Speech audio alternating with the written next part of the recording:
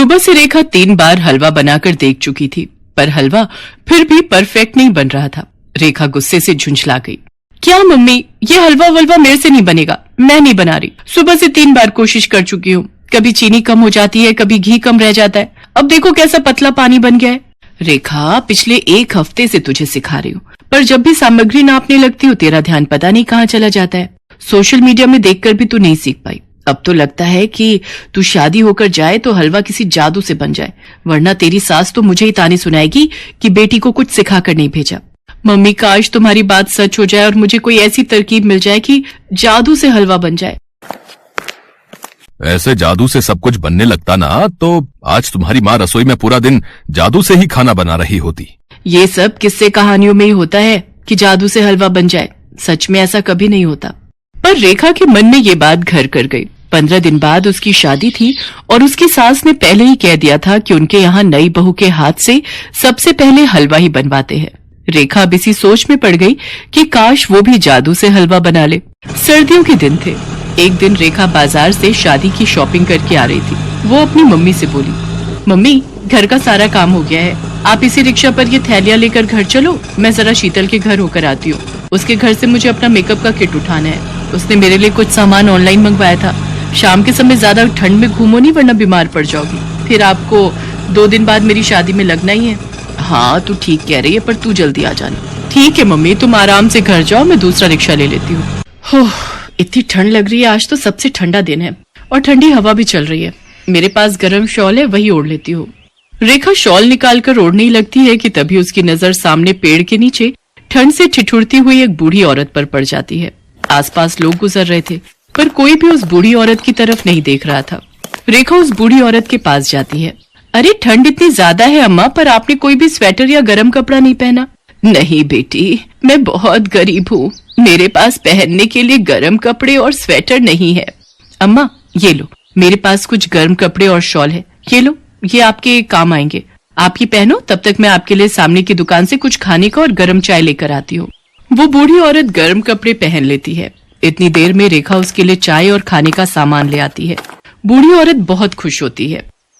बेटी, तुम बहुत अच्छी हो, तुमने मेरी बहुत मदद की है, वरना आज के जमाने में किसी गरीब की कोई इतनी मदद कहाँ करता है।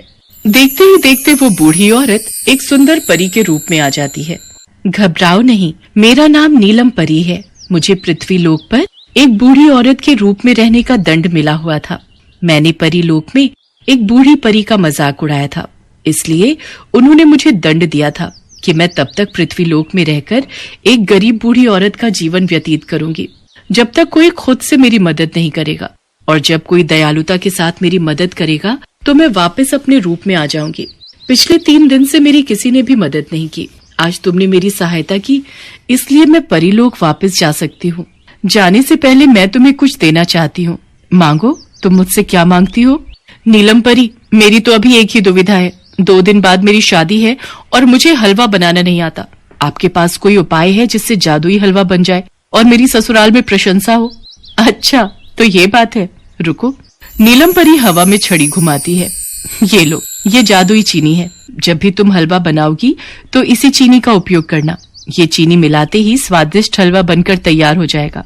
आपका बहुत बहुत शुक्रिया नीलम परी, आपने बहुत बड़ी मुश्किल हल कर दी। नीलम परी से चीनी लेकर रेखा घर जाती है और चुपचाप उस चीनी की पोटली को अपनी अटैची में रख लेती है। 2 दिन बाद धूमधाम से रेखा की शादी विनय नाम के लड़के से हो जाती है। देखो रेखा बहू, तुम्हारी जेठानी वर्षा ने पहली बार बहुत ही स्वादिष्ट हलवा बनाया था। तब वर्षा ने हम सबका दिल जीत लिया था। आज तुम्हें भी सब मेहमानों के लिए स्वादिष्ट हलवा बनाना है। नीलम परी की दी हुई चीनी से हलवा बना लेती हूँ। जादुई हलवा खाकर ये सब मेरी तारीफों के पुल बांध देंगे। और ऐसा ही हुआ। रेखा ने नीलम परी की दी हुई चीनी जैसे ही मिलाई, हलवा तैयार हो गया। हलवा खाकर सबने रेखा की बहुत तारीफ की। आखिर जादुई हलवा बना ही बहुत स्वादिष्ट था। रेखा की तारीफें सुनते देख उसकी जेठानी जल भुन रही थी। सुनो जी, हलवा तो हमारी छोटी बहू ने बड़ी बहू से भी ज्यादा बढ़िया बनाया है। अब बहू को शगुन के रुपए देने चाहिए। हाँ रेखा बहू, हलवा वाकई में बहुत स्वादिष्ट बना है। सभी मेहमानों ने तुम्हारे हाथ के बने हलवे की बहुत तारीफ की। रेखा बहू, कल घर में महापूजा है और मैं चाहती हूँ कि हलवा तुम ही बनाओ। बड़ी बहू पूरी सब्जी बना लेगी। तुम्हारी शादी के बाद कुलगुरु घर में पहली बार आ रहे हैं, तो अच्छे से उनका स्वागत होना चाहिए। और हमारे घर के रीति रिवाजों के अनुसार कुलगुरु को हम भोजन में सबसे पहले नई बहू के हाथ का हलवा ही खिलाते हैं। ठीक है माँ जी, मैं बना लूंगी। रेखा अपनी अटैची में से चीनी की पोटली निकाल रही थी, तभी उसकी जेठानी उसे देख लेती है। ये चीनी तो मेरे लिए बहुत लकी है। अगर ये चीनी ना हो तो मैं स्वादिष्ट हलवा बना ही ना पाऊं। वैसे मैं इस पोटली में से जितनी चीनी निकालती हूँ उतनी बढ़ जाती है। ये बहुत अच्छी बात है।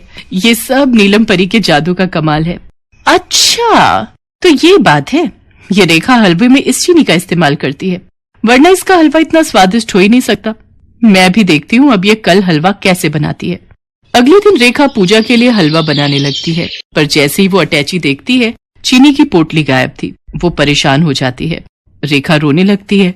उसे कुछ समझ नहीं आ रहा था, पर उसे हलवा बनाना भी जरूरी था, क्योंकि उसकी सास उसे बार बार आवाज लगा रही थी। रेखा को हलवा बनाने की आदत पड़ गई थी। वो अपनी समझ से सारी सामग्री डालकर हलवा बनाती है। कुलगुरु हलवे की बहुत तारीफ करते हैं। ये देखकर रेखा अचंभित हो जाती है। मैंने तो इस बार हलवे में नीलम परी की दी हुई चीनी डाली ही नहीं थी, फिर भी मेरे हाथ का हलवा इतना स्वादिष्ट बना था। ये कैसे हो सकता है? मैंने तो चीनी की पोटली छुपा दी थी, फिर रेखा ने हलवा पहले जैसा स्वादिष्ट कैसे बना लिया? तभी रेखा के सामने नीलम परी प्रकट होती है। रेखा, चिंता करने की कोई बात नहीं है।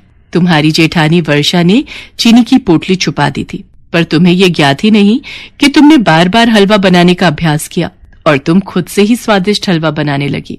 व्यक्ति जब किसी चीज का अभ्यास करता है तो वह उस कार्य में निपुण हो जाता है। जैसे आज तुम हलवा बनाने में हो चुकी हो, अब तुम्हें मेरी दी हुई जादुई चीनी की कोई जरूरत नहीं है। नीलम परी की बातें सुनकर रेखा बहुत खुश होती है और उसकी जेठानी अपना समूह लेकर वहां से चली जाती है।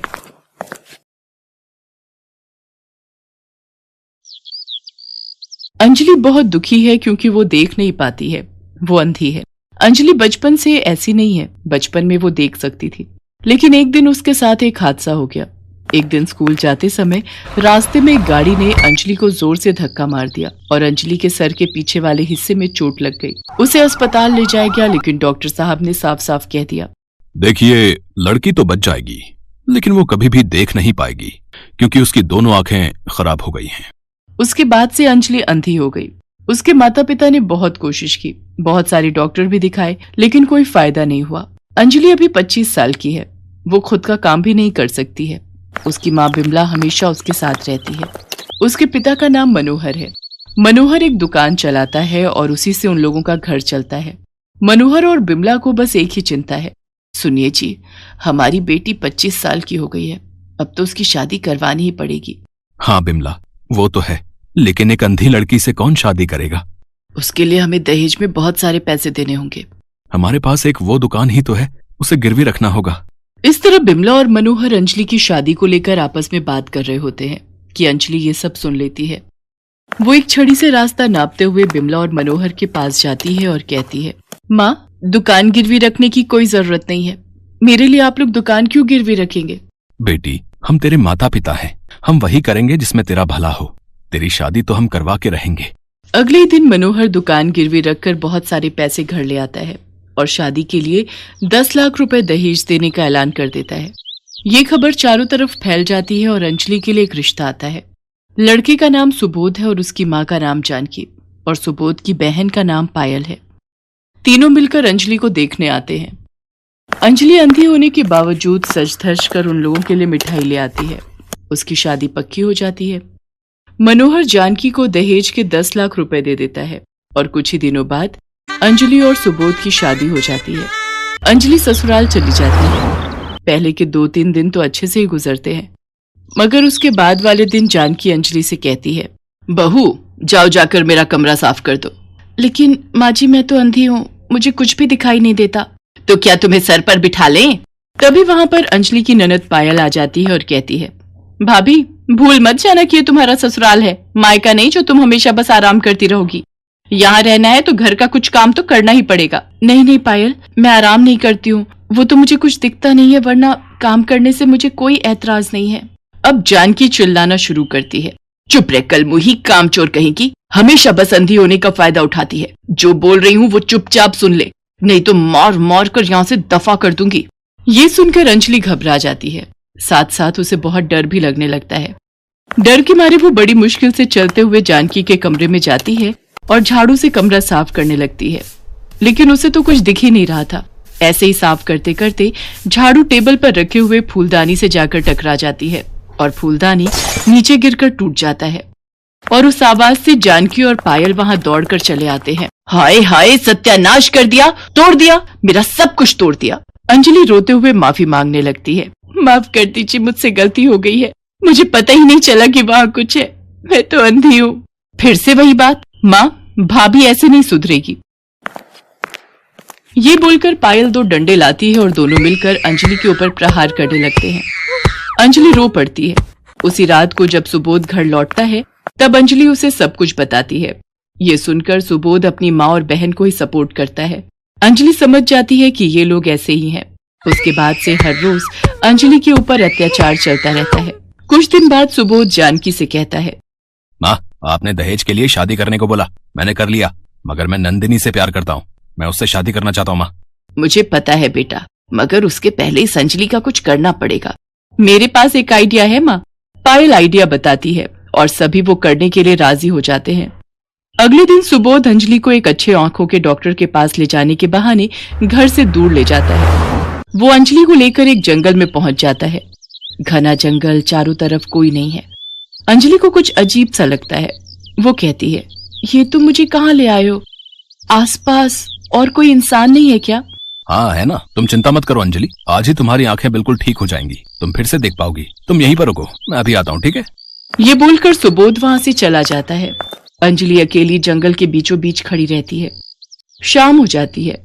बहुत इंतजार के बाद भी जब सुबोध नहीं आता है तब अंजलि सब कुछ समझ जाती है और वो रोने लगती है। हे भगवान, ये मेरे साथ क्या हो रहा है, क्यों हो रहा है? मुझे पता है मेरे पति मुझे यहाँ छोड़कर भाग गया है, मैं अंधी हूँ, उसमें मेरी क्या गलती है? तभी वहां पर एक बूढ़ी औरत आ जाती है और अंजलि से कहती है, बेटी तुम्हारे पास कुछ खाने को मिलेगा? मैंने 2 दिन से कुछ नहीं खाया। अंजलि के पास सिर्फ 2 बिस्कुट थे। बूढ़ी औरत की दर्द भरी आवाज सुनकर अंजलि को दया आती है और वो 2 बिस्कुट उस औरत को दे देती है और अचानक से एक चमत्कार हो जाता है। वो बूढ़ी औरत जंगल की देवी में बदल जाती है। अंजलि, मैं इस जंगल की देवी हूँ। मैं बूढ़ी औरत के रूप में तेरी परीक्षा ले रही थी। तूने सब कुछ खो दिया है। तेरे पास सिर्फ 2 बिस्किट थे और वो भी तूने मुझे दे दिया। मैं प्रसन्न हूँ। बोल, तुझे क्या चाहिए? देवी, मैं अंधी हूँ, दया करके मेरी आंखों की रोशनी मुझे लौटा दीजिए।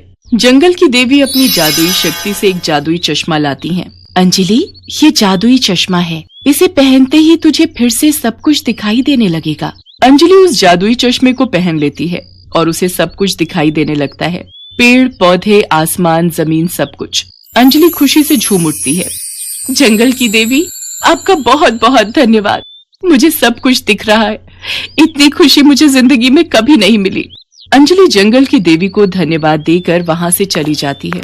वो इधर उधर घूमकर अगले दिन सुबह ससुराल पहुंचती है, लेकिन वहां जाकर अंजलि देखती है कि सुबोध ने नंदिनी नाम की एक लड़की से शादी कर ली है। अंजलि को देखकर वो लोग बहुत चौंक जाते हैं। अरे तुम कहाँ से आ गई? तुम्हें तो कुछ दिखाई नहीं देता है ना? हाँ हाँ, तुम तो अंधी हो, तुम्हें तो अब तक किसी जानवर के पेट में होना चाहिए था। इतने घने जंगल से तुम लौट कैसे आई?